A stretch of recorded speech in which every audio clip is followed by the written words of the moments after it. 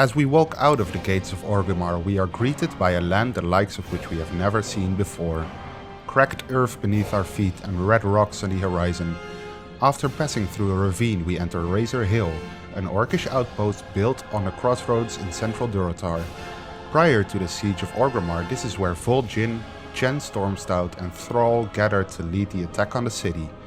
Bane Bloodhoof eventually turns up as well to advise Vol'jin on seeking aid outside of the Horde if he hopes to defeat Garrosh Hellscream. Through Razor Hill we head north, seeking the border between Durotar and the Northern Barrens. After traversing through the newly erected wetlands and dodging an array of dangerous creatures, we cross the bridge to Farwatch Post. Once arrived, we are greeted by Cargo Battlescar.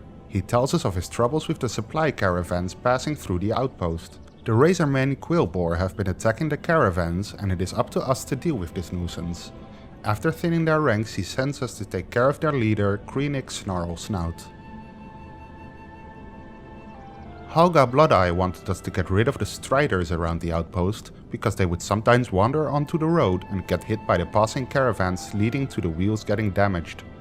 The Horde warriors at the crossroads desperately need the supplies the caravans transport, and the Quillboar had taken supply crates to their hideout. Halga asked us to recover as many as we could, so the soldiers at the crossroads wouldn't get short on supplies. Halga Bloodeye wanted us to personally defend the next caravan heading to Grol'dom farm. The Quillboar had one last ambush in him and it was up to us to make sure the caravan arrived safely. Barely 20 seconds passed before the first wave of Quillboar charged upon the caravan. One by one we take out the boars with our rifle, leaving a trail of corpses in our way. Armed with a net and a club, Dogreek sent us to capture one of the attacking Quillboars so that we would be able to interrogate it and persuade it to tell us who their leader is and where we can find him. After beating the boar to a pulp, he spills all the information he has. Tortusk is the name. Guess what we're doing next? The Quillboar had stolen a Kodo from the Grol'dom farm. Cranial Fist wasn't sure if it was still alive, but he wanted us to try and find it regardless.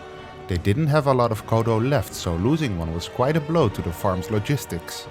Believe it or not, but we found the Kodo, its life hanging in the balance. Feeding it might get it back to its strengths, so we set out to collect packs of grain from the Quillboar camps. Once fed, the Kodo was strong enough to find its way back to the farm. It would take a while before it would be fully recovered and back to work, but at least we got it back. We wouldn't let the boar attacks on the farm go unpunished. With a lust for blood, we set out to kill as many of them as possible, and boy did we. We fought our way through a great amount of boar as we spotted their leader, Tortusk. We swiftly kill his riding raptor so he would have to face us one-on-one. Tortusk didn't put up much of a fight and he was dealt with accordingly. Now that we've saved Grol'dom farm from the boar attacks, it is time to head to the crossroads. By Kodo, of course. When we mount up and ride off, we are ambushed by packs of wolf-riding orcs. Why?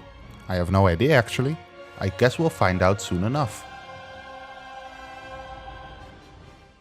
Surgra Darkthorn told us that if we wish to serve her beloved horde, we would have to prove ourselves first. There are various animals roaming the land near the crossroads that would provide a proper challenge to hunt and kill. We were tasked to hunt zebras, savanna huntresses and the rare lion Echeaki, also known as White Mist. After defeating White Mist, we were given an even greater challenge. Kill sunscale raptors at the warrens along the road to the south, gather their feathers and place them on their nests to let them know we do not fear them. She could have told us the respawn rate of the raptors was horrible though. Next up, the Forgotten Pools. The Cataclysm split the Barrens in two, leaving a huge lava-filled crevice behind.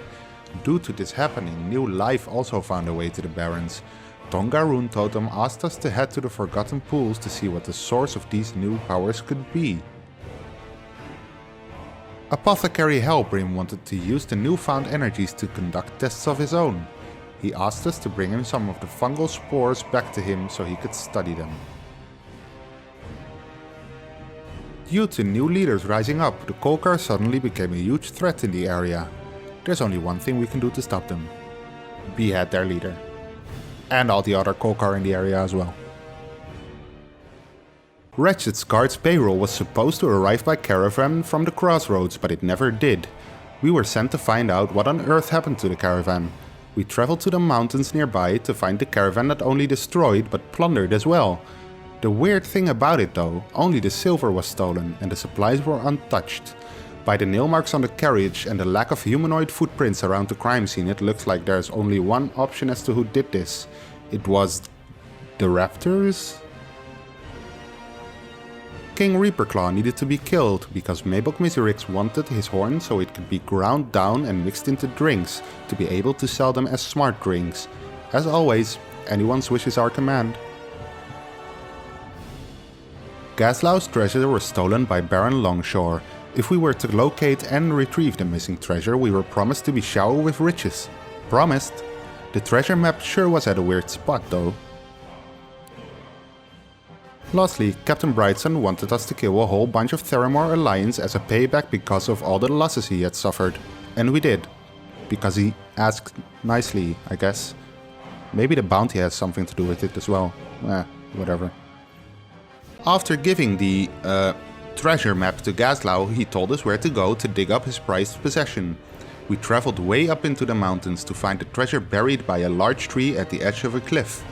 Immediately after digging up the treasure, we were ambushed by Baron Longshore and one of his cronies. The Baron was no match for us though, and he was dealt with. We head out to Frey Island in search of Tony Two-Tusk. Before initiating the mutiny on the Maiden's Dagger, we had to secure Tony and his crew's pay. We killed Glump the treasurer and collected the coin.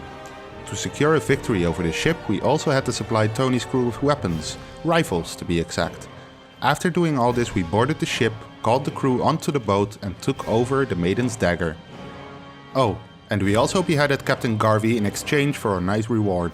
Someone's gotta do the dirty work, right?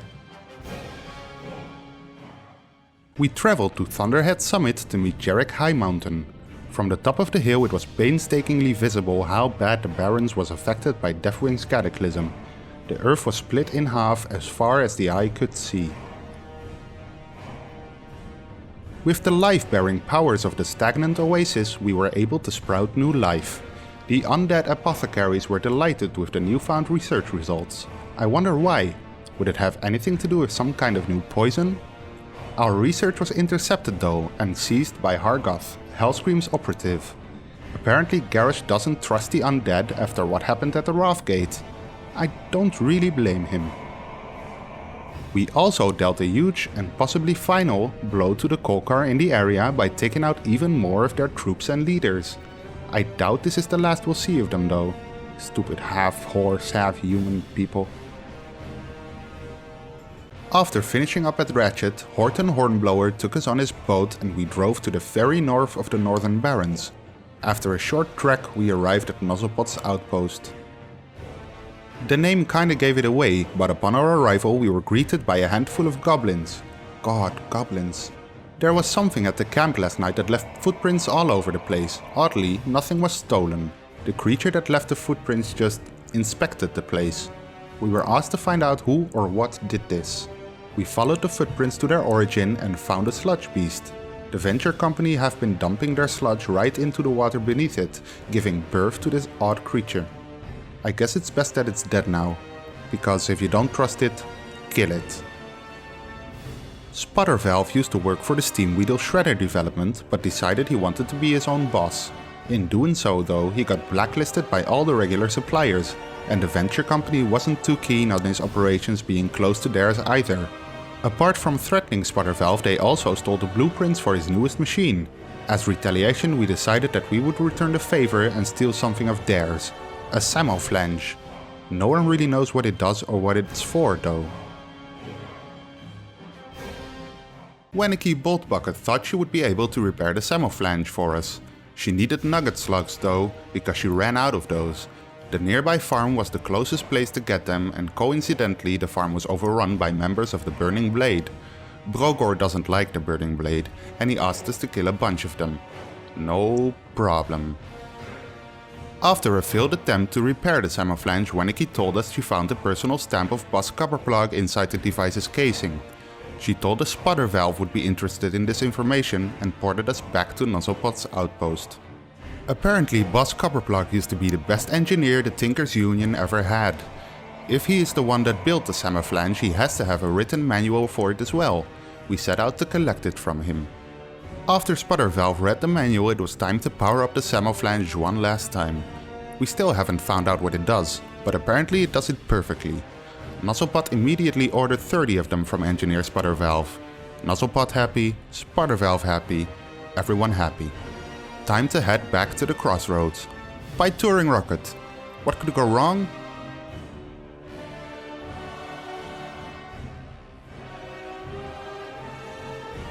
A lot, apparently.